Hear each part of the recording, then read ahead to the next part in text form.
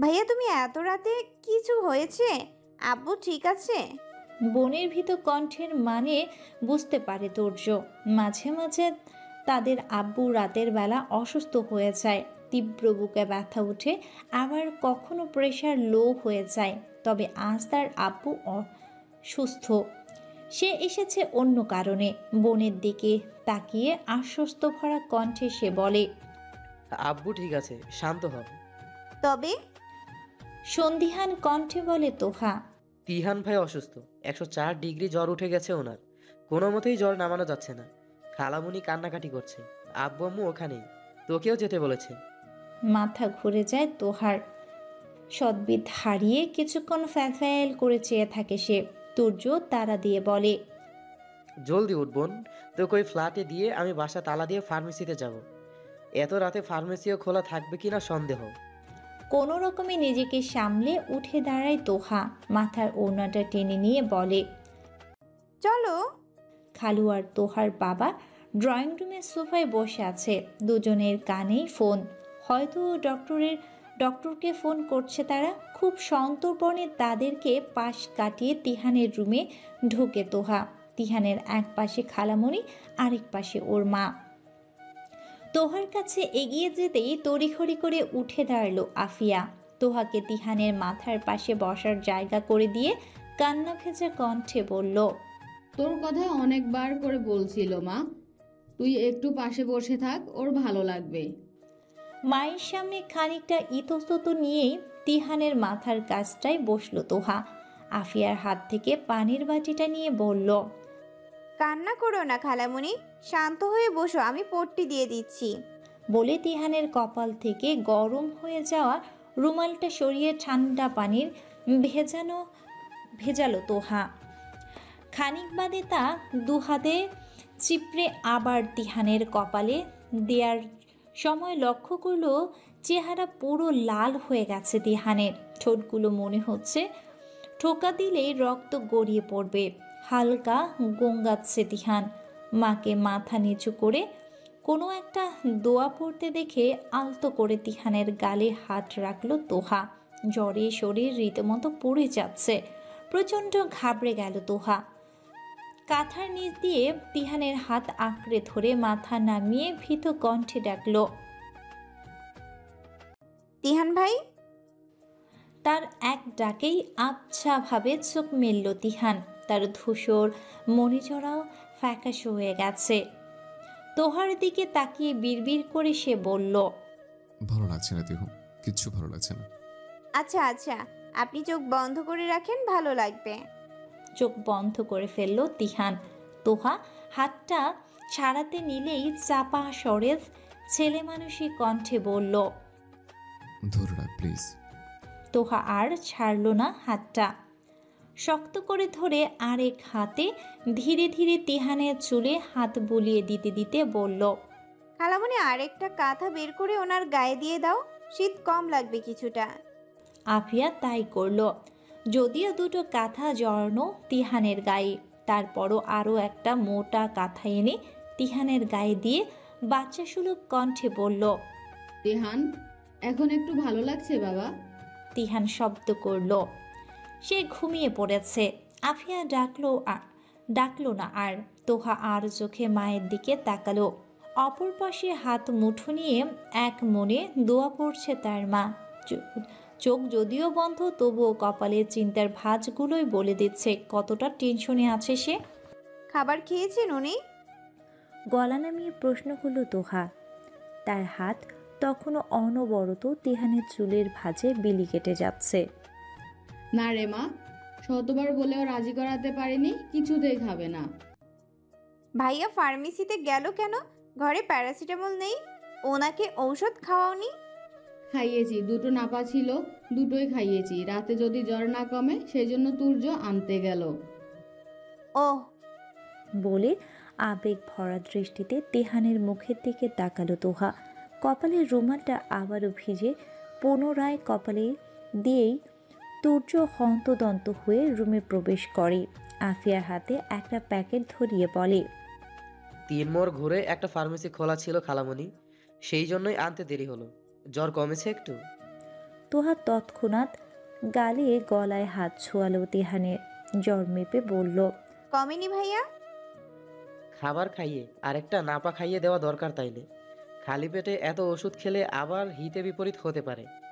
হতাশ শ্বাস ছাড়ল তোহা। খালামণিকে বলল, তুমি ভাত নিয়ে আসো খালামণি, আমি দেখি কিভাবে ওনাকে খাওয়ানো যায়। তার কথাটা শেষ হতে না হতেই তিহান জ্বরের মাঝেই তেতস্বরে বলে উঠল, আমি কিছু খাবো না, শুধু শুধু ভাত এনে লাভ নেই। আফিয়া থেমে গেল। কাতর নয়নে তাকাতেই তোহা তাকে বিশ্বাস দিয়ে বলল, তুমি নিয়ে আসো তো খালামণি। তিহু, আমি খাবো না কিন্তু। জ্বরের ঘোরেও থমকে উঠল তিহান। ভয় পেল না তোহা। বাবার ডাকে তোর রুম থেকে বেরিয়ে যেতেই হালকা ঝুঁকে তিহানের গালে হাত রেখে মৃদু কণ্ঠে বলল, আমি খাইয়ে দিলেও খাবেন না আপনি? ভেবে বলছেন তো? চুপ করে রইল তিহান। নীরবতা সম্মতির লক্ষণ ভেবে মুচকি হাসল তোহা।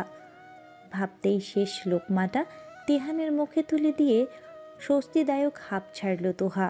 আফিয়ার ঠোঁটের কোণে মুচকি হাসি। তোহা নির্বিকার। আতিয়া তখনও যায়নি, তবে ক্লান্তির ছাপ ফুটে উঠেছে তার মুখে।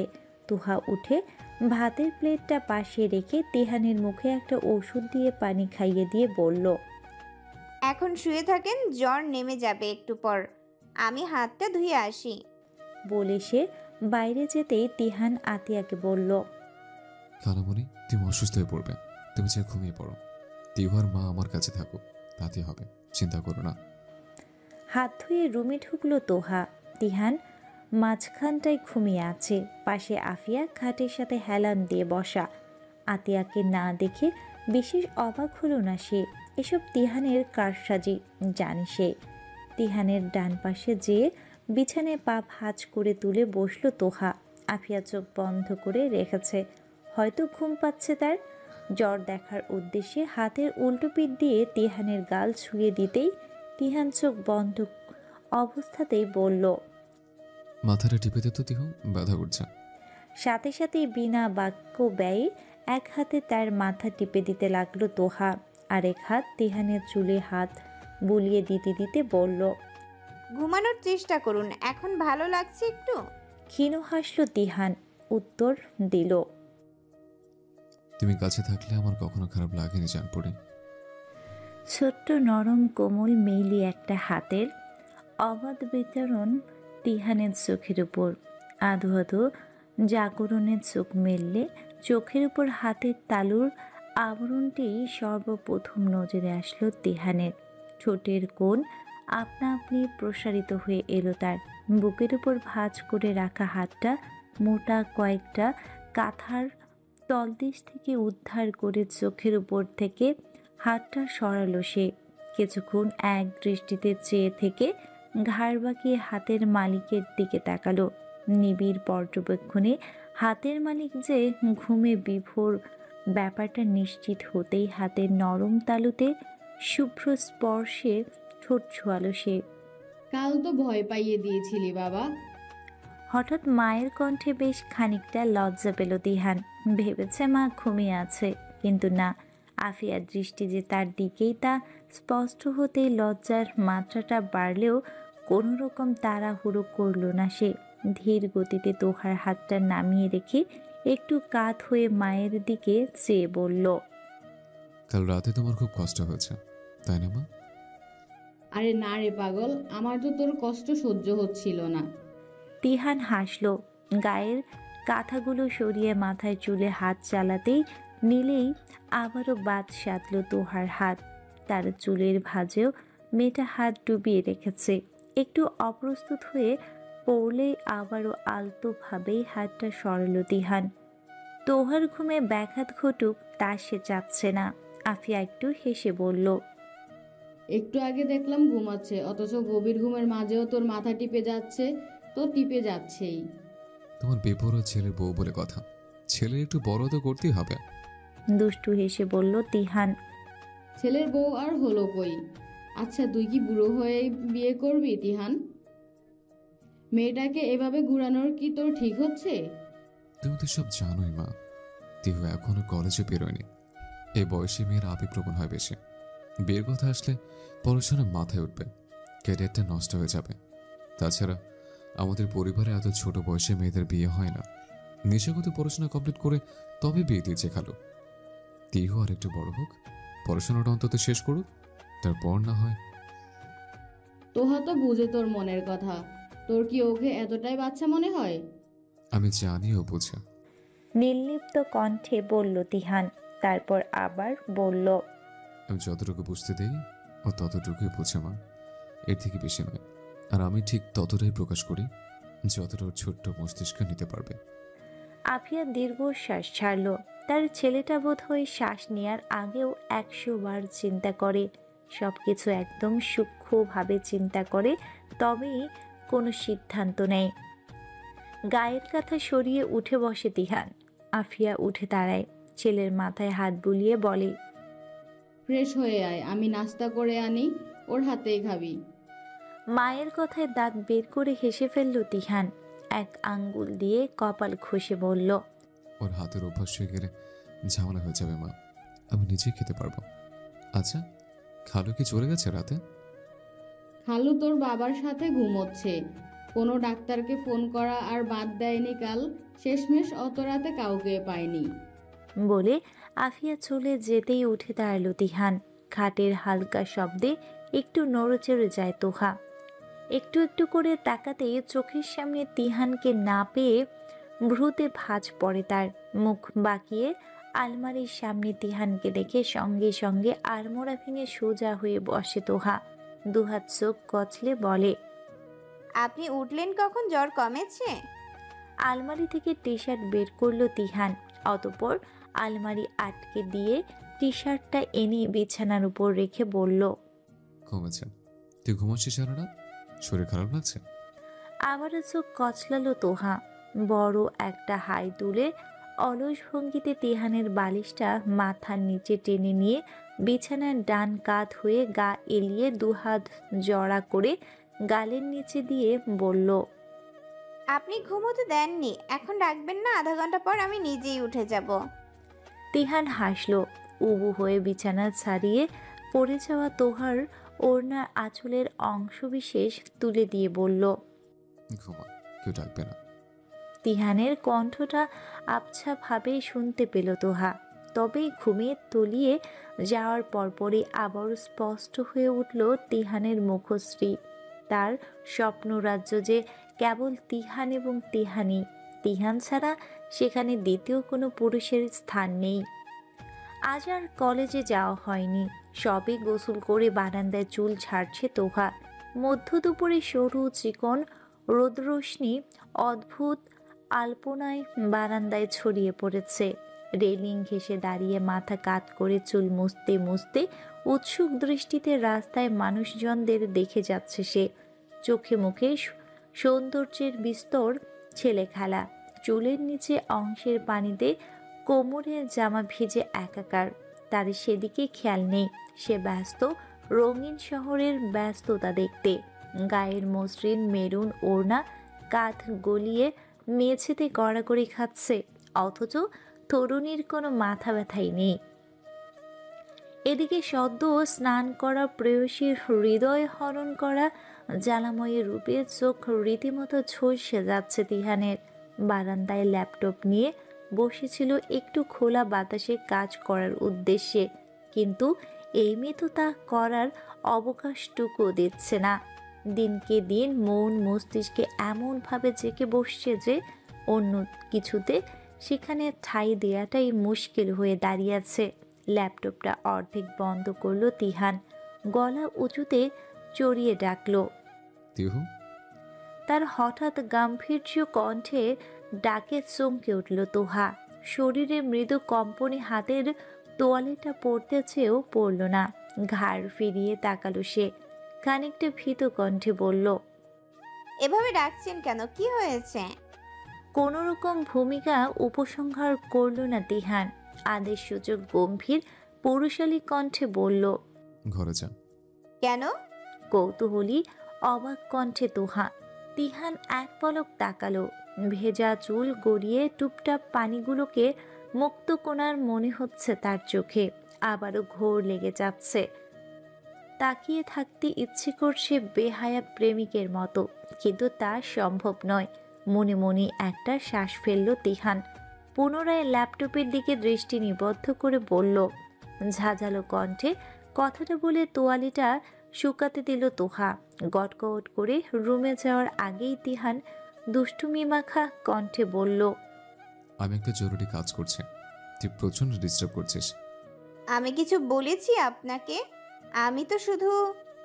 তুই যাবি নাকি না? আপনি একটা অসহ্যকর তিহান ভাই। তুই অসহ্যকর লোকটা চিন্তায় সারাক্ষণ ধ্যানমগ্ন থাকো। সোমবারে সেই অলস বিকালে হুট করেই ঘটে গেল এক অদ্ভুত ঘটনা। নিজের মা বাবা সমেত সরাসরি তুহার বাসায় বিয়ের প্রস্তাব নিয়ে এসেছে অনন্ত। বড় মেয়ের শ্বশুরবাড়ির মানুষ দেখে তাদেরকে মুখের উপর নাও বলতে পারছে না তুহার বাবা আরমান সাহেব। অগত্যা বসার ঘরে বসানো হয়েছে তাদের। নাস্তার ব্যবস্থা করে টুকটাক কথাবার্তা হচ্ছে। চরম অনিচ্ছা সত্ত্বেও মায়ের কড়া আদেশে গায়ে কালো রঙের শাড়ি জড়িয়ে তৈরি হয়েছে তোহা। জেদের বসে মুখে কোনো রকম প্রসাধনী না মেখেই বের হয়ে এসেছে সে। তবে বড়দের সামনে বেয়াদবি করার পারিবারিক শিক্ষা তার নেই, তাই যথেষ্ট বিনয়ের সহিত অনন্তের বাবা মাকে সালাম দিয়ে বাবার পাশে বসল সে। অনন্তর জলজল করা লোভতুর দৃষ্টির বিপরীতে লজ্জায় মুখ তুলে তাকাতে পর্যন্ত পারছে না তুহা। ড্রয়িং রুম জুড়ে একটা ভ্যাপসা পরিবেশ। অনন্তর মা আঁক বাড়িয়ে বলল, দেখুন ভাই, আপনার মেয়েকে তো আমার আগে থেকেই পছন্দ। নিশার বিয়ের সময়ই মনে গেঁথে গিয়েছিল অন্তরের জন্য। এখন ছেলেরও যখন পছন্দ, তাই আর কোনো সমস্যা দেখছি না, তাই না? বিরক্তিতে মেজাজ খারাপ হয়ে গেল আরমান সাহেবের। নিশার বিয়ের সময় তো মহিলার মুখ দিয়ে মধু ঝরত। হঠাৎ ভাবনা এলো, আচ্ছা তার বড় মেয়েটা আদৌ শান্তিতে আছে তো ওই বাড়িতে? বিরক্ত হলেও মুখে হাসি নিয়ে যথেষ্ট সাবলীলভাবে উত্তর দিলেন উনি, দেখুন, আমার কাছে আমার মেয়ের মতামতই শিরোধার্য। তাছাড়া আমার ছোট মেয়ে তোহা, এত তাড়াতাড়ি ওর বিয়ের কথা আমি তেমন ভাবছি না। আমরা তো বলিনি এখনই বিয়ে হচ্ছে, শুধু আংটিটা পরিয়ে রাখি। পরে যখন আপনাদের ইচ্ছা হয় তখন না হয় কাবিন হলো। তাছাড়া আপনাদের আরেক মেয়েও তো আমাদের বাড়িতেই আছে। আরমান সাহেব হাসি মুখে মাথা নাড়ালেন। শুধু এই অপ্রস্তুত পরিস্থিতি কিভাবে সামাল দিবে ভেবে পাচ্ছে না তিনি। ওনাদের কথাবার্তায় বোঝা যাচ্ছে ওনার সাথে আংটি নিয়ে এসেছে। ঠান্ডা মাথায় কিছুক্ষণ ভাবলেন উনি, কোনো ক্রমেই খারাপ ব্যবহার করা যাবে না। এর প্রভাব তার বড় মেয়ের সংসারে পড়তে পারে। আবার বড় মেয়ের জন্য তার ছোট মেয়ের উপরও কিছু চাপিয়ে দিতে পারবে না উনি। মাথায় এলোমেলো লাগছে, প্রেশার বোধহয় বেড়ে যাচ্ছে। বারান্দায় মৃদু মৃদু হাওয়া, চুলগুলো হালকা উঠছে তোহার। সেগুলো কানের পিছে গুজে দিতেই কাচের চুড়ির রিনঝিন আওয়াজে পরিবেশ সচল হয়ে উঠল। চুড়িগুলো তিহানের দেয়া, কানের দুল জোড়াও তিহানের দেয়া, শাড়িটাও তিহানের দেয়া উপহার। এগুলোর পরে অনন্তের সামনে দাঁড়াতেই একটা অজানা অপরাধবোধে কুড়ে কুড়ে খাচ্ছে তোহাকে। অনন্তর সংস্পর্শে থাকাটাই দম বন্ধ করে লাগছে। অনেক বেশি সুন্দর দেখাচ্ছে তোমাকে তোয়া। কেন যে প্রশংসাটাও তেতো ঠেকলো তোহার। নিজেকে একটু গুটিয়ে নিল সে, কোনো রকম উত্তর দিল না। তাকে চুপ থাকতে দেখে কয়েক কদম এগিয়ে এলো অনন্ত। তোহার সারা শরীরে চোখ বুলিয়ে নিজের থুতনিতে হাত রেখে বলল, ইউ আর শারজা বিউটি। বলে আচমকাই তোহার শাড়ি গলিয়ে উন্মুক্ত কোমরে হাত চালিয়ে দিল অনন্ত। মুহূর্তেই এক বাজে অভিজ্ঞতার ভেতর দিয়ে চলে গেল তোহার কিশোরী মন। ছিটকে সরে যেতে চাইলেও অনন্তর বেষ্টনী থেকে মুক্ত হতে পারল না সে। ঠিক সেই মুহূর্তে তিহানের সেদিনের কথাগুলো মনে পড়তেই একটা আলাদা শক্তি চলে এলো তোহার মনে। শক্ত হাতে অনন্তর হাতটা ঝটকা মেরে সরিয়ে দৃঢ় কণ্ঠে সে বলল, গায়ে হাত দিবেন না। অনন্ত হাসল, বিশ্রী সেই হাসি। বলল, তোমার সাথে তো আমারই বিয়ে হবে তোয়া, এত লজ্জার কি আছে? বিয়ে হয়নি এখনো, আমি না বললে বাবা কখনো জোর করবে না। মুহূর্তে চোয়াল শক্ত হয়ে এলো অনন্তর। কটমট করে সে বলল, তার মানে তুমি না করবে? নিজের বড় বোনের সংসারের কথা ভাববে না? আর শুনল না তোহা। এক ছুটে বারান্দা থেকে বেরিয়ে এলো। তোহাকে আহেন সাজসজ্জায় দেখে বসার ঘরের এক কোণে বজ্রহতের ন্যায় আহত দৃষ্টিতে চেয়ে রইল তিহান। একবার তার চোখের দিকে তাকালো তোহা। রক্তলাল ভয়ঙ্কর চোখ জোড়া দেখে ভয়ে কুঁকড়ে গেল মন। তন্মধ্য একটা কথাও বের হলো না তার মুখ থেকে।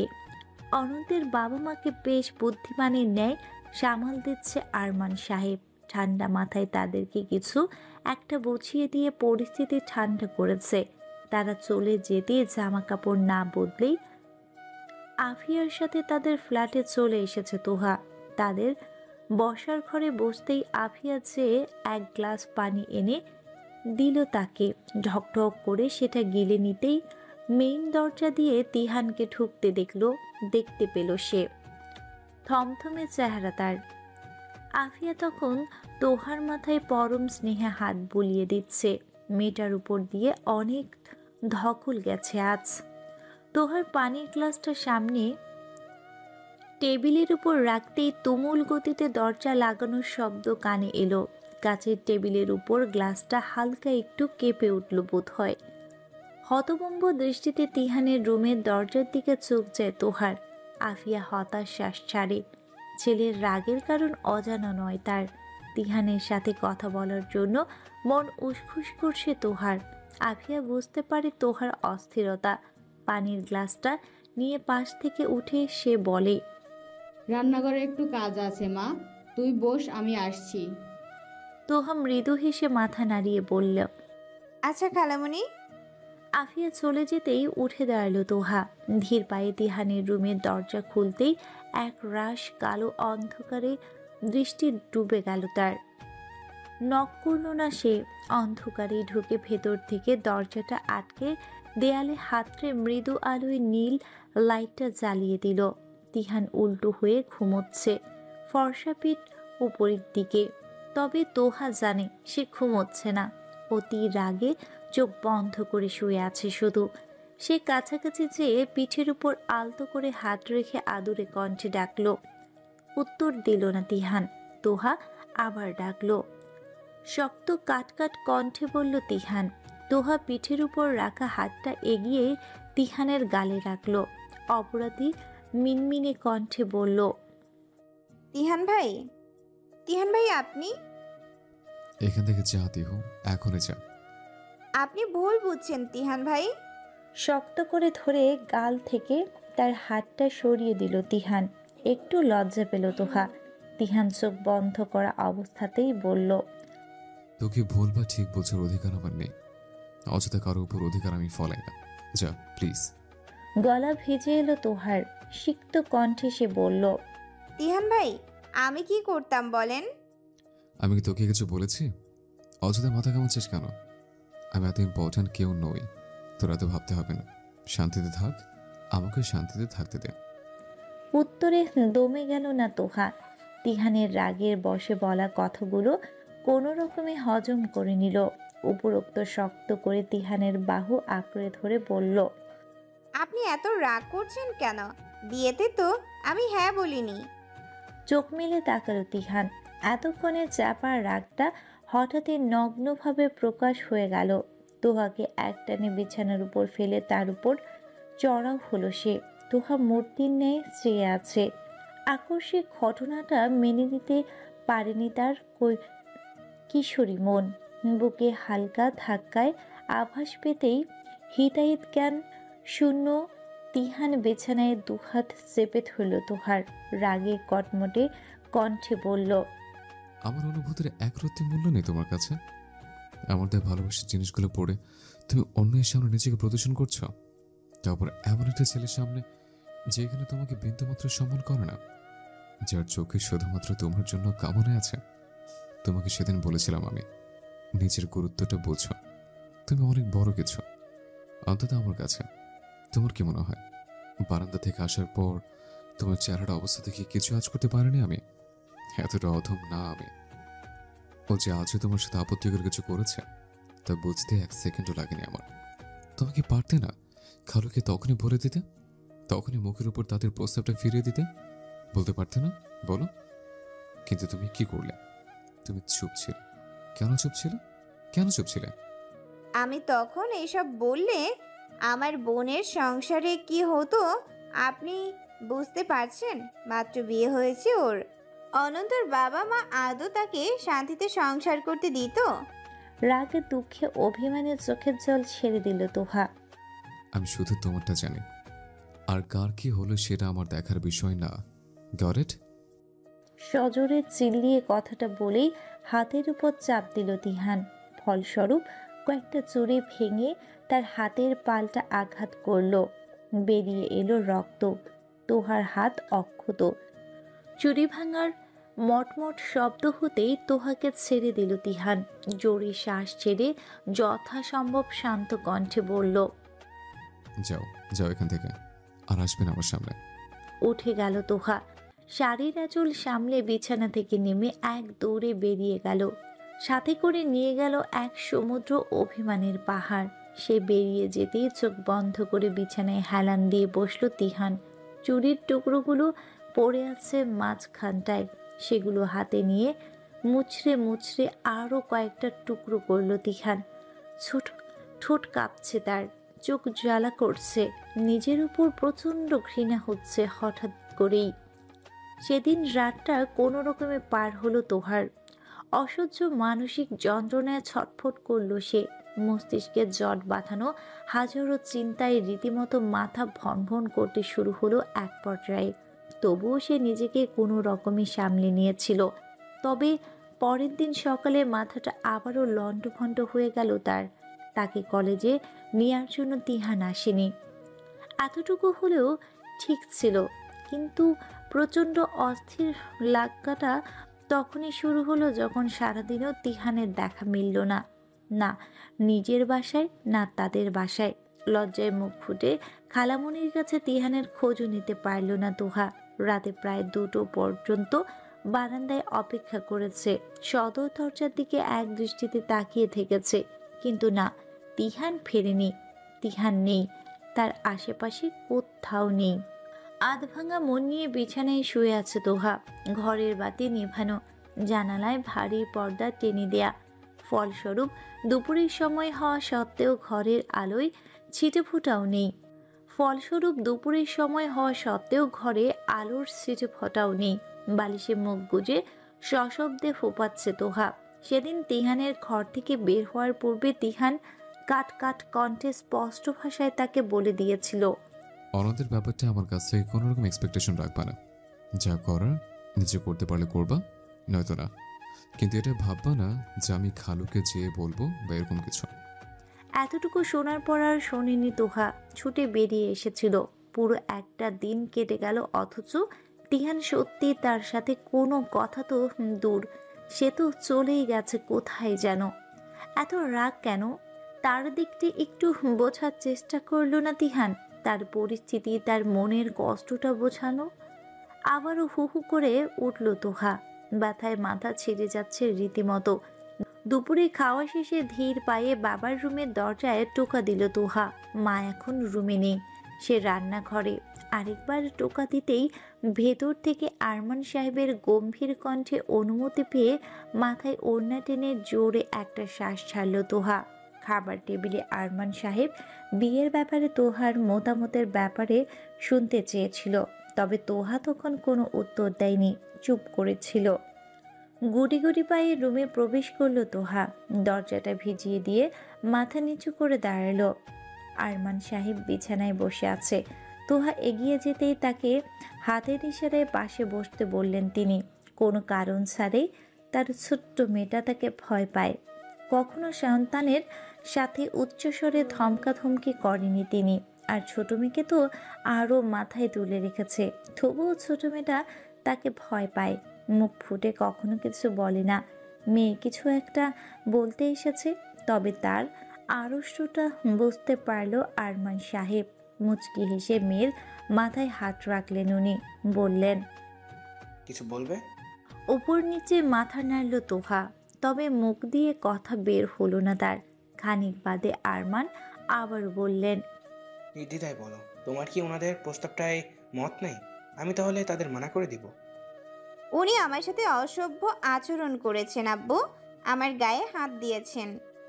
মাথা নিচু করে কথাটা বলেই এক প্রকার মিইয়ে গেল তোহা। মেয়ের কথায় যেন মাথায় আকাশ ভেঙে পড়ল আরমান সাহেবের। তার মেয়ের সাথে এমন কিছু হয়েছে কাল খোনাক্ষরেও আজ করতে পারেনি তিনি। পারলেই তখনই মুখের উপর তাদের বিদায় করে দিতেন। মুখের চোয়াল শক্ত করে এসেছে তার, চোখে ক্ষোভ। তোহার মাথা থেকে হাত সরিয়ে বজ্রকণ্ঠে উত্তরে বললেন, তুমি আমাকে আগে বলনি কেন? একটা ফাঁকা ঢোক গিলল তোহা। বলল, উনি বলেছেন আমি বিয়েতে না করলে আপুর সংসারে ঝামেলা হবে, সেই জন্যই। এত বড় সাহস! কোনো কাপুরুষের সাথে নিশার বিয়ে দেয়নি আমি, যে এই ঠুনকো বিষয়ে তার সংসারে ঝামেলা হবে। বলে ফোনটা হাতে নিলেন উনি। সৌহার্দ্যকে ফোন করে কড়া শব্দে কিছুক্ষণ কথোপকথন চালিয়ে ফোনটা রাখতেই ফুপিয়ে উঠল তোহা। নিজেকে আটকাতে না পেরে উচ্চ শব্দে কান্না করে দিল। আরমান সাহেব ভাবলেন না, মেয়ের বুকে টেনে নিয়ে সস্নেহে মাথায় হাত বুলাতে লাগলেন। বিকেলের পর গিয়েছে, কলিং বেলের শব্দে বুকটা থক করে উঠল তোহার। নিশা, সৌহার্দ্য, অনন্ত, ওনাদের বাবা মা সবাইকে বাসায় আসতে বলেছেন আরমান সাহেব। তারাই হয়তো এসেছে। বাড়ির উপর দিয়ে কি ঝড় বয়ে যাবে তা জানে না তোহা। ভয়ে হাত পা কাঁপছে তার। দরজায় কান লাগিয়ে ড্রয়িং রুমের পরিস্থিতি বোঝার চেষ্টা করল তোহা। কিছু বুঝতে না পেরে বিছানায় এসে বসতেই দরজা খুলে প্রবেশ করলো আতিয়া। দরজার সামনে দাঁড়িয়ে বলল, তোমার বাবা যেতে বলেছে তোমাকে, যাও। মায়ের মুখে তুমি সম্বোধনটা ঠিক মানতে পারল না তোহা। টলমলে পায়ে ড্রয়িং রুমে উপস্থিত হলো সে। গুটি গুটি পায়ে বাবার সোফার পাশে যেয়ে দাঁড়ালো সে। পরিবেশ থমথমে। অনন্তর মা বলে উঠলেন, আমার ছেলে তোমার সাথে অসভ্য আচরণ করেছে, কোনো প্রমাণ আছে? প্রমাণ থাকার তো কথা নয় আন্টি, আমি তো জানতাম না আপনার ছেলে এমন করবে। সাবলীল ভাবে উত্তর দিলেও মাথায় রাগ চেপে বসেছে তোহার। অনন্তর ড্যামকেয়ার ভাব নিয়ে বলল, আপনার মেয়ে মিথ্যা বলছে, আমি এমন কিছু করিনি। মাথায় রক্ত উঠে গেল তোহার। দু কদম এগিয়ে যেয়ে আচমকায় সজোরে অনন্তের গালে চর বসিয়ে দিল সে। হঠাৎই চুপ হয়ে গেল সবাই। অনন্তের গালে হাত, চোখে বিস্ময়। একটা মেয়ের হাতে চরের তীব্র অপমানটা সহজে হজম করতে পারল না সে। খানিক বাদে আরমান সাহেব উঠে দাঁড়ালেন। তোহার হাত টেনে তাকে নিজের পাশে বসিয়ে বললেন, দেখুন, আমার মেয়েকে যথেষ্ট বিশ্বাস করি আমি। আপনারা হয়তো নিজেরাও জানেন আপনাদের ছেলে কেমন। শুধু শুধু দোষ ঢেকে লাভ নেই। আপনাদের চেহারা দেখে বোঝা যাচ্ছে আপনার ছেলের দোষ স্বীকার করেছেন। যাই হোক, আমার মেয়ে চর মেরেছে, সেজন্য আমি দুঃখিত নই।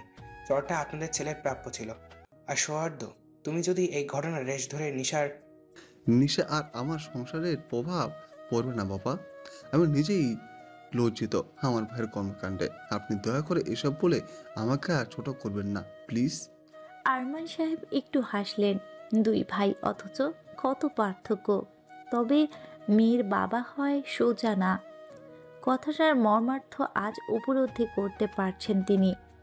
ফোনের ডায়াল লিস্টে শুধু তিহানের নাম্বার। বারান্দায় বসে একের পর এক ফোন দিয়ে যাচ্ছে তোহা। তিহান রিসিভ করেনি একবারও। চোখে আবারও পানি এসেছে তোহার। আরও দু চারবার রিং হয়ে ফোন কেটে যাওয়ার পর তপ্ত শ্বাস ছাড়ল সে।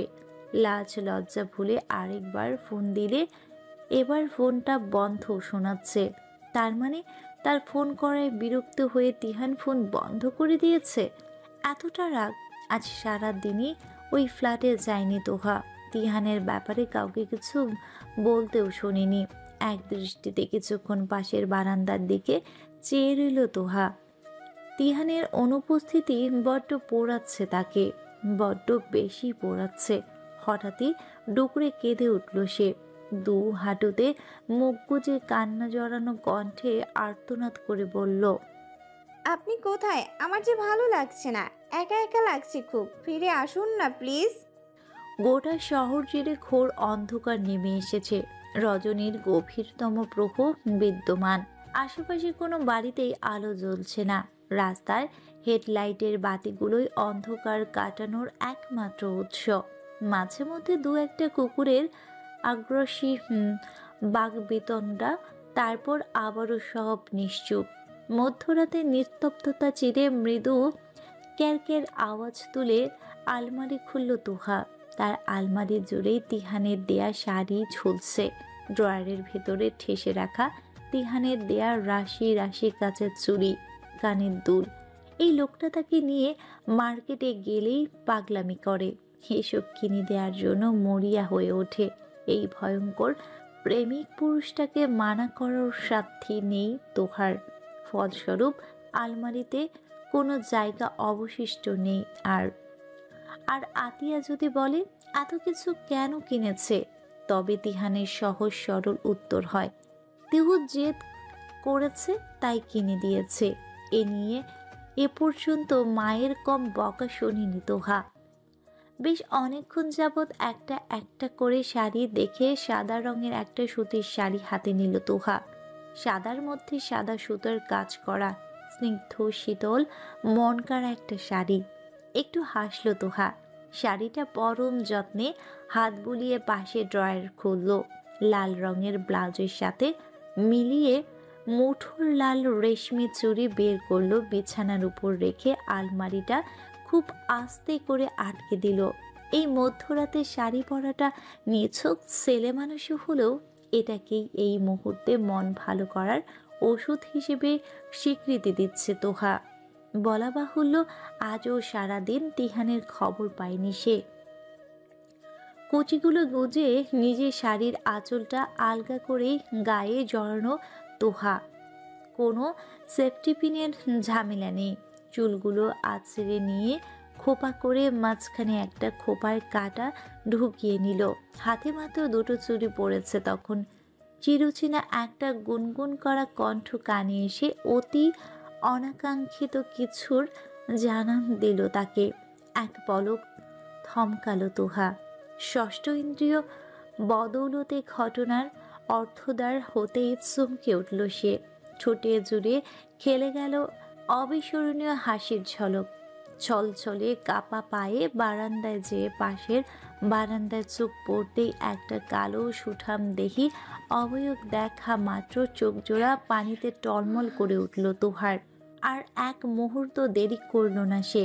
উদ্ভ্রান্তের মতো ড্রয়ারে হাতে তিহানের ফ্ল্যাটের চাবি খুঁজে নিয়ে বিনা শব্দে বেরিয়ে পড়ল। বিছানায় ছড়িয়ে ছিটিয়ে পড়ে রইল লাল রেশমি চুলিগুলো। তৃষ্ণার্ত প্রেমিকার প্রণয় পিপাসা দেখে যেন তারও বিদ্রুপ করে হাসছে। প্রেমিকের অপেক্ষায় বুঝি এতটাই পীড়াদায়ক? মৃদুমন্দ হাওয়ায় মন ভাসাতে না পেরে ঘরে যাওয়ার জন্য উদ্যত হচ্ছিল তিহান। পেছনে ঘুরতেই তার পাগল প্রাণপ্রেয়সীর হামলে পড়া ধাক্কায় আচমকায় বেসামাল হয়ে পড়ল সে। দু কদম পিছিয়ে রেলিংয়ের সাথে শরীর ঠেসে যেতেই নিজেকে যথাসম্ভব সামলানোর চেষ্টা করল। দু হাতে আষ্টে পৃষ্ঠে তার গলা জড়িয়ে ধরেছে তুহা, যেন ছেড়ে দিলেই সে আবার পালিয়ে যাবে। পায়ের পাতা সর্বোচ্চ উঁচু করে দাঁড়ানো সত্ত্বেও তোহার মাথা তিহানের গলা অবধি পৌঁছায়নি। বুকের উপরিভাগের সাথে জড়িয়ে আছে। প্রবল কান্নার দমকে গায়ের পাতলা টি শার্ট ভিজে যাচ্ছে তিহানের। গায়ের সাথে লেপ্টে থাকা প্রেয়সীর মেইলি উষ্ণতায় বুকের ভেতরে নিদারুণ ঝড়ো হাওয়ার ইতিমধ্যে বইতে শুরু করে দিয়েছে। কয়েকবার ঢোক গিলল তিহান। নিজের পুরুষালী মনোভাবটাকে সংযত করে আলতো করে তোহার মাথায় হাত রাখল। ছোট্ট করে বলল, শান্ত হও। তোহা শান্ত হলো না। উপরন্ত গুনে গুনে দুদিন পর তিহানের কণ্ঠ শুনে কান্নার মাত্রাটা হু হু করে বেড়ে গেল তার। কাঁদতে কাঁদতেই সে থেমে থেমে বলল, আপনি আপনি কোথায় ছিলেন? আমি আমি তো বলতে বলতেই হেঁচকে উঠে গেল তার। মাথায় রাখা হাতটা চুলের ভাঁজে গলিয়ে দিয়ে তাকে থামালো তিহান। নিচু কণ্ঠে পড়ল, আচ্ছা, এখন তো এসে পড়েছে। তার কথাবার্তা কোনো কিছুই কাজে দিল না। তোহার চোখের জলগুলো আজ বাদ মানল না। ছোট করে একটা অস্থিরতম শ্বাস ছাড়ল তিহান। কান্নারত মেয়েটার কান্না থামাতে না পেরে নিজেকে চরম অধম মনে হচ্ছে। কিছুক্ষণ চুপ থাকলো সে, অতঃপর কোমল মোলায়েম কণ্ঠে আকুতি নিয়ে বলল, আর কেঁদো না, থামো। তিহানের শান্তশিষ্ট মোহনীয় কণ্ঠে আরও কয়েকবার ফুপিয়ে উঠে কোনো রকম থামল তোহা, তবে তিহানকে ছাড়ল না। একটু হাসল তিহান। তোহার শাড়ি অগোছালো, হাত উঁচিয়ে গলা ধরে রয়েছে বিধায় কোমর পিঠের অনেক অংশে চোখের সামনে দৃশ্যমান। মুহূর্তেই দৃষ্টি সরল তিহান ধীর কণ্ঠে বলল, এরকম আদরে খোলামেলা অবশ্যই আমার সাথে লেপ্টে থাকলে যে কোনো সময় অনর্থ হয়ে যাবে। তুমি কি চাও আমার দ্বারা কোনো অনর্থ হোক? কথার মানেটা সহজেই বুঝল তোহা। লজ্জিত ভঙ্গিতে নতজানু হয়ে তিহানকে ছেড়ে দাঁড়ালো সে। শাড়ির আঁচল টেনে সামনে নিতেই তিহান হাত বাড়িয়ে তার খোপার কাঁটাটা খুলে নিল। ঘন কালো চুলগুলো পুরো পিঠে ছড়িয়ে দৃশ্যমান অংশগুলো আবৃত করে নিতেই তিহান কাঁটাটা নিজের পকেটে ঢুকে বলল, খোলাই থাক, বেঁধো না। এক পলক তাকালো তোহা। রক্ত লাল হয়ে আছে তার ক্রন্ধনরত নয়ন জোড়া, চোখে মুখে ভেজা ভাব। মুখের সামনে চুলগুলো কানের পিছে গুজে নিয়ে সে অভিমানী কণ্ঠে বলল, আপনি কোথায় ছিলেন এই 2 দিন? উত্তরে তোহার বাহু ধরে তাকে কাছে টেনে নিল। তিহান হাত দিয়ে গাল মুছে দিয়ে বলল, অফিসের কাছে ঢাকার বাইরে গিয়েছিলাম, জরুরি কাজ ছিল। আমার ফোন ধরেননি কেন? কতবার ফোন করেছি আপনাকে। বলতে বলতে গলা ধরে এলো তোহার। ঠোঁট কামড়ে কান্না আটকানোর চেষ্টা করলেও বৃথা হলো সে। চোখের কোণ বেয়ে টুপ করে এক ফোঁটা জল গড়িয়ে পড়ল। ফোন ধরেনি কারণ আমি তখন প্রচণ্ড রেগেছিলাম তোমার উপর। তুমি তো জানোই রাগলে মাথা ঠিক থাকে না আমার। রাগের বসে আর উল্টাপাল্টা কিছু বলতে চাচ্ছিলাম না তোমাকে, বুঝতে পেরেছ? স্বাভাবিকভাবেই উত্তর দিল তিহান। চোখে মুখে অসহায়ত্ব নিয়ে তাকালো তোহা। মাথাটা কাত করে তিহানের বুকে রেখে বলল, আপনি এখনো রেগে আছেন? তিহান দুষ্টু হেসে বলল, এমন রূপময় হয়ে এত কাছে সেভাবে কান্না করলে রেগে থাকা যায়? অন্তত আমার পক্ষে তো সম্ভব নয়। মুচকি হাসল তোহা, তবে মুখে কিছু বলল না। চোখ বন্ধ করে ফেলতেই তিহান আবারও তার চুলের ভাঁজে হাত ডুবালো। উপর থেকে নিচে আঙ্গুল দিয়ে আঁচড়ে দিতে দিতে বলল, এই রাত্রেবেলায় শাড়ি পরে আছো যে? এত রাত অবধি জেগেই পাচ্ছ কেন? আমি দেখলে কি করে? বারান্দা ছিলে? ঘুমাওনি? আমি 2 রাত যাবৎ ঘুমোইনি। তোহার এই ছোট্ট কথাতেই মনটা বিষিয়ে গেল তিহানের। চুলে আঁচড়াতে থাকা হাতটা থেমে গেল অজান্তেই। কণ্ঠে অদ্ভুত একটা ব্যথা নিয়ে এসে বলল, খুব বেশি কষ্ট দিয়ে ফেলেছে? খুব বেশি শান্তি দিচ্ছেন এখন। আপনার এই বুকটাই অনেক শান্তি, জানেন? মনে হয় সারাক্ষণ এখানেই ঘুমিয়ে থাকি। ওটা তোমারই, ওখানটায় মাথা রাখার অধিকার শুধুই তোমার। একটু লজ্জা পেল তোহা। খানিক বাদে উৎফুল্ল কণ্ঠে বলল, আপনি জানেন অনন্তকে? জানি, সব জানি আমি। এখন আর ওসব বলতে হবে না। মার থেকে সবটাই শুনেছি আমি, আর যথেষ্ট খুশি হয়েছে তোমার উপর। মাথা তুলে তাকালো তোহা। ঠোঁট এলিয়ে হাসতেই তিহানও হাসল। হঠাৎ তোহার হাতের দিকে চোখ পড়তেই তা আঁকড়ে ধরল তিহান। কবজি ধরে তুলে চোখের সামনে এনে সন্দিহান কণ্ঠে বলল, 2টো চুড়ি? শাড়ি পরেছ অথচ চুড়ি পরনি কেন? লাল চুড়ি নেই আর? আছে তো, আপনাকে দেখে আর চুরি পরায় সময় নষ্ট করিনি, না পরেই চলে এসেছি। ভ্রু বাঁকিয়ে তাকালো তিহান। তোহাকে নিজের থেকে ছাড়িয়ে পাশের মোড়ায় বসিয়ে বলল, একটু বসো, তোমার জিনিসগুলো ব্যাগ থেকে বের করা হয়নি, নিয়ে আসি সেগুলো। কথার পিঠে তোহাকে কিছু বলার অবকাশ না দিয়েই রুমে চলে গেল তিহান। হতাশ দৃষ্টিতে সেদিকে তাকালো তোহা। লোকটা না জানি আবার কোন পাগলামি করেছে। তিহান ফিরে এলো হাতে একটা ব্যাগ নিয়ে। আরেকটা মোড়া টেনে মুখোমুখি বসে ব্যাগটা তোহার কোলের উপর রেখে বলল, সেদিন তোমার দুটো চুড়ি চাপ দিয়ে ভেঙে ফেলেছিলাম। বহু খোঁজেও সে সেম ডিজাইনের পাইনি, তবে এখানে নতুন 20টা ডিজাইনের চুড়ি আছে। সুন্দর লেগেছে তাই নিয়ে এসেছি। তোমার পছন্দ না হলে বলো, বদলে আনবো না। আরেকটা শাড়ি আছে, ভালো লাগলো তাই নিয়ে আসলাম। আপনি কি পাগল নাকি? এত কিছু কোথায় রাখবো আমি? তিহান হেসে ফেলল, বলল, সেটা তোমার ব্যাপার। আচ্ছা দেখি দাও তো, এখানে লাল চুড়ি ছিল, তোমার হাত একটু খালি খালি লাগছে। বলে তোহার হাত থেকে ব্যাগটা টেনে নিল তিহান। অনেকক্ষণ হাতরে পর্যবেক্ষণ করে অবশেষে লাল চুড়ির প্যাকেটটা হাতে এলো তার। ব্যাগটা নামিয়ে রেখে চুড়ির কাগজটা খুলল সে। তোহার হাতের জন্য নিজের হাতটা মেলে ধরতেই আলতো করে তার হাতের উপর হাত রাখলো তোহা। তিহান যত্ন করে খুব সাবধানে তার হাতের চুড়িগুলো পরিয়ে দিল। হালকা ঝাঁকিয়ে নিতেই রিনছিন শব্দ তরঙ্গে মুখে প্রশস্ত হাসি ফুটে উঠল তিহানের। আপনার গালে কি হয়েছে? হঠাৎই তিহানের গালের মধ্যভাগটায় হাত ছুঁয়ে বলল তোহা। সেভ করতে যেয়ে কেটে গেছে। তোহার অপর হাতের পরানো চুড়িগুলো নাড়াচাড়া করতে করতে নির্লিপ্ত ভঙ্গিতে উত্তর দিল তিহান। তোহা ঝুঁকে গেল অনেকটা। কাটা জায়গা বৃদ্ধাঙ্গুল বুলিয়ে নিজেই আর্তনাদ করে বলল, ইস, কতখানি কেটে গেছে। বলে আরো একটু সামনে ঝুঁকতেই তিহান তার গালে হাত রেখে আটকে দিয়ে খানিকটা আহাজারি করে ধরা গলায় বলল, আর কাছে এসো না প্রেম নন্দিনী, তোমার এই মেয়েলি গ্রানটাই কবে যেন আমি উন্মাদ হয়েছে। কথাটা শোনো মাত্র যার পরনায় তুমুল লজ্জা ঘিরে ধরল তোহাকে। এক প্রকার ছিটকে সরে অন্যদিকে তাকিয়ে বসলো সে। চোখে মুখে কেমন অসচ্ছলতা। তিহানের দিকে তাকানোর সাহস নেই। তিহান মাথা ঝুঁকিয়ে হাসল। তার লজ্জায় বুঁদ হওয়া প্রাণভোমরাটার চেহারার দিকে তাকালেই মনটা ক্ষণে ক্ষণে ভালো লাগার উচ্চ পর্যায়ে পৌঁছে যায়। হুট করে তোহার দুগালে দু হাত রাখলো তিহান। নিজের দিকে ঘুরিয়ে নিয়ে চোখে চোখ রাখলো। ভরকে গেল তোহা। তাকে আরো একটু জ্বালানোর জন্য তিহান খালি গলায় মৃদু স্বরে গাইল, ভোরের আলো ফুটতে আরো ঘন্টা খানেকের মতো বাকি। আকাশটা কেমন লালচে বর্ণ ধারণ করেছে। তারাগুলোকে মনে হচ্ছে এক একটা মুক্তকণা।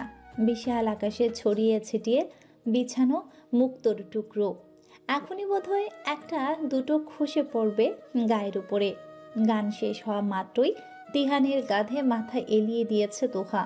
তিহান বারণ করেনি, সরিয়েও দেয়নি, বরং নিজের মোড়া ঘুরিয়ে পাশাপাশি বসে তোহাকে আরাম করে মাথা রাখার ব্যবস্থা করে দিয়েছে। তোহার হাত দুটো তার হাতের মুঠোয় বন্দি। নরম ছোট্ট হাত দুটো অনবরত নাড়াচাড়া করে যাচ্ছে তিহান। তোহার চোখ বন্ধ। তিহান অনেকক্ষণ যাবতই তার চোখে মুখে তন্দ্রাভাব লক্ষ্য করেছে, কিন্তু নিজের কাছ থেকে সরাতেও ইচ্ছে করছে না মেয়েটাকে।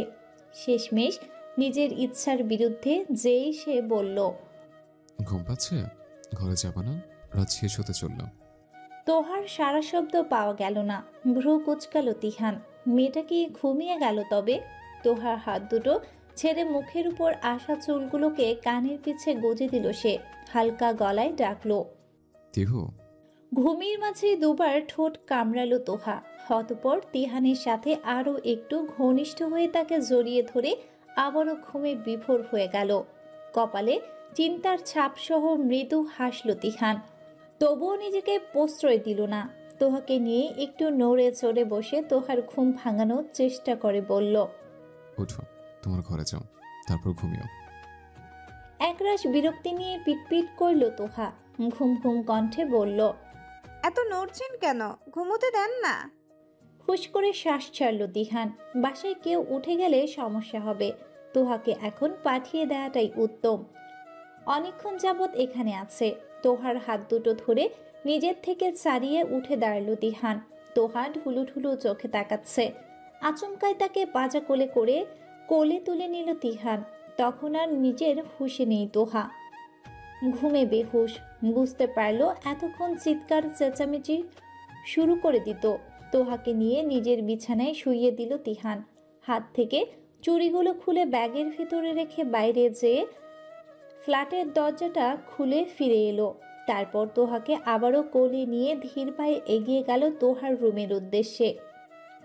তোহাকে বিছানার মাঝখানটায় শুইয়ে দিয়েছে তিহান। তারপর আবার যে শাড়ি আর চুড়ির ব্যাগটা নিয়ে এসেছে। এই ভোরবেলা এই ফ্ল্যাটে ওই ফ্ল্যাটে করতে করতে রীতিমতো ঘাম ছুটে গেছে তিহানের। তবুও মেয়েটার ঘুম যে ভাঙেনি, এতেই শান্তি। আশেপাশে নজর ঘুরেলো তিহান। বিছানায় এলোমেলো চুড়িগুলো নিজেই গুছিয়ে দিল। আলমারি খুলে সব যথাস্থানে রেখে ঘরের পর্দা টেনে দিল। কাক ডাকার শব্দ শোনা যাচ্ছে। ভোর হয়ে গেছে প্রায়। বাম কাত হয়ে ফিরে ঘুমালো তোহা। গায়ের উপর দেয়া কাঁথাটা ইতিমধ্যেই সরে গেছে। বের হতে যেয়েও আবার ফিরে এলো তিহান। গায়ের কাঁথাটা ঠিক করে দিয়ে তোহার মাথায় হাত বুলিয়ে গলার স্বর নামিয়ে বলল, ঘুমাও নেত্রপরি, তোমার ঘুমন্ত স্বপ্নগুলো শুধু আমিময় হোক। তিহানের কোলে ছোট্ট মৌরি, বয়স 3 বছর। দুহাতে তিহানের গলা জড়িয়ে রেখেছে সে। হাতে দুটো চকলেট, ভাঙা ভাঙা শব্দে কথা বলতে পারে। তাকে কোলে নিয়ে সিঁড়ি বেয়ে উপরে উঠছে তিহান। মৌরির হাতের চকলেট দুটো কিনতে দোকানে গিয়েছিল। ছুটির দিন, তাই বাসায় আছে সে। মৌরি থাকে তাদের নিচের ফ্ল্যাটটায়। এই পুরো বাড়ির সবাই বেশ আদুরে বাচ্চাটা। আর তিহানের একটু বেশি আদুরে, কারণ বাচ্চা কাচ্চা একটু বেশি পছন্দ করে তিহান। মৌরির মা তাদের ফ্ল্যাটে আছে, আফিয়ার সাথে কথা বলছে। মৌরির সাথে নিয়ে এসেছিল, সেজন্য তাকে নিয়ে দোকানে চকলেট কিনতে গিয়েছিল তিহান। দুহাতে দুটো বালতি নিয়ে বেরিয়েছে তোহা। বালতি ভর্তি ধোয়া কাপড়, কপাল গলা ঘাম। ছুটির দিনেও বাসায় কাজের সাহায্য করায় মেয়েটা আসেনি। প্রায় 1 সপ্তাহে কাপড় জমে আছে আতিয়ার। ভেবেছে আজ সব ধোয়াবে, কিন্তু না। সকালে মেয়েটাকে ফোন করে বলেছে আজ সহ আগামী 1 সপ্তাহ সে আসতে পারবে না। সে গ্রামে যাচ্ছে, ফিরবে তবেই আসবে। মায়ের চেঁচামেচিতে এক পর্যায়ে টিকতে না পেরে নিজেই কাপড়গুলো নিয়ে বাথরুমে ঢুকেছিল তোহা। প্রায় 2 ঘন্টা লাগিয়ে কাপড়গুলো ধুয়ে এখন ছাদে যাবে শুকাতে দিতে। ফ্ল্যাটের দরজা আটকে ঘুরে দাঁড়াতেই তিহানকে চোখে পড়ল তার। গটগট পায়ে শব্দ তুলে সিঁড়ি ভেঙে উঠে এসেছে তিহান। মৌরির দিকে তাকিয়ে মলিন মুখে মিষ্টি করে হাসলো তোহা। জবাবে মৌরিও হাসলো। কি হচ্ছে তোর? চেহারা এমন বিধ্বস্ত অবস্থা বানিয়ে রেখেছিস কেন? খালামুনির সাথে ঝগড়া হয়েছে? ভ্রুকুচকে বলল তিহান। উত্তরে খেপে গেল তোহা। খ্যাপা কণ্ঠে বলল, আপনি সব সময় এত বেশি বুঝেন কেন তিহান ভাই? এই সবগুলো কাপড় আমি ধুয়েছি, সেই জন্য ক্লান্ত লাগছে। আপনি জানেন কাপড় ধুতে কত কষ্ট? তুমি বাইরেটাতে তেলাটো কেন তো আপু? মৌরির কথায় ভ্রু উঁচিয়ে তাকালো তোহা। অবাক হওয়া কণ্ঠে বলল, আপনি এই বাচ্চাটাকেও হাত করে ফেলেছেন তিহান ভাই? সরু চোখে তাকালো তিহান।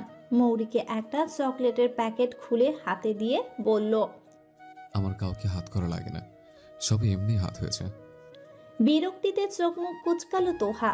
দুহাতে দুটো বালতি উঠিয়ে নিয়ে তড়িঘড়ি করে বলল, সরুন তো সামনে থেকে, আপনার জন্য আমার কত দেরি হয়ে গেল। পড়ে দাঁড়ালো তিহান। তোহা এক সিঁড়ি উঠতেই মৌরিকে এক হাতে আগলে ধরে অপর হাতে তোহার হাত থেকে একটা বালতি নিয়ে ঠাট্টা সুরে বলল, এতটুকু সরু নিয়ে 2টো বালতি নিয়েছিস? কখন যেন উল্টিয়ে পাল্টিয়ে পড়ে যাস। এবারে ফুঁসে উঠল তোহা। তিহানের হাত থেকে বালতি নেওয়ার চেষ্টা করে বলল, ছাড়ুন, লাগবে না আপনার সাহায্য করা, আমি একাই পারবো। একটানে তোহার হাত থেকে বালতিটা ছিনিয়ে নিল তিহান। তাকে পাশ কাটিয়ে কয়েক ধাপ উপরে উঠে গিয়ে বলল, বেশি কথা না বলে আয় তো। তোর এই বেশি কথার চাপে কোনোদিন যেন নিজে চাপা পড়ে যাবে। আর কথা বাড়ালো না তোহা। এক হাত দিয়ে মাথার ওড়না টেনে নিয়ে তিহানের পিছু পিছু উপরে উঠতে লাগলো। সবগুলো কাপড় প্রায় রোদে দেয়া শেষ। মৌরিকে কোলে নিয়ে ছায়া দাঁড়িয়ে আছে তিহান। মৌরির কোলে না থাকলেও সে নিজেই দিয়ে দিত কাপড়গুলো। তোহার কাপড় দেয়া শেষ হতেই এগিয়ে গেল তিহান। এক হাতে খালি বালতি দুটো তুলে নিয়ে যাওয়ার জন্য উদ্যত হতেই মৌরি দুহাত বাড়িয়ে বলল, তো আপু যাবো? অর্থাৎ সে তোহার কোলে যেতে চাচ্ছে। হার চোখে তাকালো তিহান। তোহা তখন ব্যস্ত ওড়না দিয়ে মুখের খাম মুছে দিতে। দিতে পারবি ওকে? দিন। বলে হাত বাড়িয়ে দিল তোহা। তৎক্ষণাৎ তার কোলে লাফিয়ে এলো মৌরি। তোহা হাসলো। মৌরির মাথায় হাত বুলিয়ে বলল, তিহান ভাই পচা, বুঝলে? তিহান ভাইয়ের কোলে যাবা না। তোমাকে বলতে তো আপু, ভাইয়া তো আমাকে খুব আদর করে, তো আমাকে করে না? প্রতিবাদ করে বলল মৌরি। শব্দ করে হেসে ফেলল তিহান। তোহা বোকা বোকা চাহনি দিয়ে চেয়ে আছে। তিহান দুষ্টু কণ্ঠে বলল, কলে আপু, ভাইয়া সবাইকে আদল করে, তোমার তো আপু কেন বাঁচাবে? মুখ বিকৃতি করে তাকালো তোহা। মুখ দিয়ে অস্পষ্ট স্বরে অসহ্য শব্দটা বের করে দ্রুত পায়ে নিচে নেমে গেল। বিকেলে তেজহীন রোদ উকি দিচ্ছে সাদা মেঘের ফাঁক ফোকর দিয়ে। একটু পর পর যানবাহনের হর্নের শব্দ শোনা যাচ্ছে। বিকেলটাও আজকাল বড্ড ব্যস্ত থাকে, কেমন যেন কোলাহলময়। তোহার মতে বিকেল বেলাটা হবে শান্ত নির্মল। অর্ধেক দিনের ব্যস্ততা শেষে মানুষ এক কাপ চা নিয়ে বারান্দায় বসবে, দু একটা চুমুক দিয়ে প্রিয় মানুষের সাথে একটু আধটু আলাপে মেতে উঠবে। কিন্তু না, সময়টাও আজকাল ভারী হয়ে উঠেছে। মানুষদের শ্বাস ফেলার অবকাশ নেই। মনে মস্তিষ্কে জুড়ে শুধু কাজ আর কাজ। টিভির রংচঙ্গে স্ক্রিনের দিকে অবসন্ন চোখ দুটোতে কোনো রকমে নিবদ্ধ করে রেখেছে তোহা। মুখ জুড়ে তেতো ভাব, ফ্যানের উষ্ণ বাতাসটাতেও বিষণ্ণতায় ছোঁয়া। পাশে আতিয়া বসে আছে, তার দৃষ্টি উৎসুক, গভীর মনোযোগ আর প্রাণবন্ত মন নিয়ে বাংলা নাটক দেখছে সে। ড্রয়িং রুমে তারা ব্যতীত তৃতীয় কোনো ব্যক্তির অস্তিত্ব নেই। তোহার বাবা ঘরে ঘুমোচ্ছে, আর তুর্য ঘণ্টাখানেক আগেই কি কাজে যেন বেরিয়েছে। সোফায় পা উঠিয়ে বসে হাতের বাটিটা থেকে পেঁয়াজ মরিচ দিয়ে চানাচুর মাখা খেতে খেতে মায়ের সাথে টিভি দেখছে তোহা। আর খাবা আম্মু? হাতের বাটিটা মায়ের দিকে এগিয়ে ধরল তোহা। আতিয়া তাকালো, বিরস মুখে আবারও মুখ ফিরিয়ে বলল, না, তুই লবণ কম দিয়েছিস, মিটমাটার স্বাদ তুই খা। মায়ের কথায় কপাল কোচকালো তোহা। আরেক চামচ মুখে পড়ে নিয়ে চিবাতে চিবাতে বলল, তাহলে লবণ দিয়ে আনি আর একটু। হাসলো আতিয়া, বলল, আচ্ছা আন। গা মুচড়িয়ে আড়মোড়া ভেঙে উঠে দাঁড়ালো তোহা। অনেকক্ষণ এক ধ্যানে বসে থাকার কারণে মনে হচ্ছে হাড্ডিতে জং ধরে গেছে। হাঁটাহাঁটি করা দায়। টলমলে পায়ে রান্নাঘরে গেল সে। 3 চিমটি লবণ দিয়ে হাত দিয়ে মেখে নিল। গায়ে হাতে বাটিটা দিয়ে হাত ধুয়ে আবারও ড্রয়িং রুমে মায়ের হাতের বাটিটা দিয়ে হাত ধুয়ে আবারও ড্রয়িং রুমে যেতে নিতেই মেজাজ খারাপ করা কলিং বেল বেজে উঠল। গাল ফুলিয়ে শ্বাস ছাড়ল তোহা। গেটটা খুলে তিহানকে দেখে বিশেষ একটা অবাক হলো না সে। ভেবেছিল তিহান অথবা আফিয়া এসেছে। তিহানকে ভেতরে ঢোকার জায়গা দেওয়ার জন্য একটু পাশে চেপে যেতেই তার বাম হাতটা নিজের হাতের মাঝে টেনে নিল তিহান। অপ্রস্তুত হয়ে পড়ল তোহা। মিনমিনে কণ্ঠে বলল, হাত ছাড়ুন, আম্মু ড্রয়িং রুমে। তিহান হাত ছাড়ল না, উল্টো জুতো পায়ে একটু ভেতরে ঢুকে গলা উঁচিয়ে রাখল। খারামণি, চমকে উঠল তোহা। তড়িঘড়ি করে হাত ছাড়ানোর চেষ্টা করে চাপা স্বরে বলল, তিহান ভাই। এর মাঝেই ফিরে তাকালো আতিয়া। তিহানকে দেখে মুখে হাসি টেনে বলল, বল বাবা, কিছু দরকার? তিহুকে একটু আমার সঙ্গে নিয়েছে, এসে আমরা মার্কেটে যাব। মা কিছু জিনিস আনতে বলেছে, ভাবলাম তিহু তো বাসে আছে, ওকে সাথে নিয়েছে, যাব। বলেই চমৎকার করে হাসল তিহান। এই অসহ্য সুন্দর হাসির বিনিময়ে কোনো কিছুতেই মানা করা সম্ভব নয়। আতিয়ার ক্ষেত্রেও ব্যতিক্রম হলো না। মাথা নাড়িয়ে সায় দিয়ে সে বলল, আচ্ছা যা বাবা, সমস্যা নেই। অনুমতি পেয়েই মুচকি হাসল তিহান। তোহার হাত ধরে টেনে বেরিয়ে যাওয়ার জন্য উদ্যত হতেই তোহা হকচুকানো কণ্ঠে বলল, এইভাবে যাব নাকি? জামাটা তো বদলে আসি। এক নজর তাকালো তিহান। তোহাকে পা থেকে মাথা পর্যন্ত তীক্ষ্ণ দৃষ্টিতে পর্যবেক্ষণ করে নিল। অতঃপর শক্তপোক্ত কণ্ঠে বলল, এভাবে যাবি, জুতোটা পরনে শুধু। মুখ লটকালো তোহা। তিহান তার হাত ছাড়েনি। এক হাত দিয়ে পাশে জুতো রাখার জায়গা থেকে জুতো বের করলো সে। পরে নিয়ে বলল, আপনাকে নিয়ে আর পারি না, চলুন।